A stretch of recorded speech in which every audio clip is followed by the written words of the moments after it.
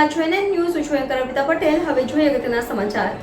અંકલેશ્વર તાલુકાના અંદાડા ગામ ખાતે આંતરરાષ્ટ્રીય યોગા દિવસની ઉજવણી કરવામાં આવી હતી અને પ્રાથમિક કુમાર શાળાના 1 થી 8 ધોરણના બાળકો સાથે યોગા કરવામાં આવ્યા હતા અને યોગા સાથે બાળકોને શીખવાડવામાં આવ્યા હતા. NN news Ankleshwar. દર્શક મિત્રો, તમારી આસપાસ બની રહેલી અવનવી ઘટનાઓ વિશે જાણવા માટે એનએન ન્યૂઝને લાઈક કરો, શેર કરો, સબસ્ક્રાઇબ કરો અને બેલ આઇકન પ્રેસ કરો, જેથી આપને નોટિફિકેશન્સ મળતી રહે.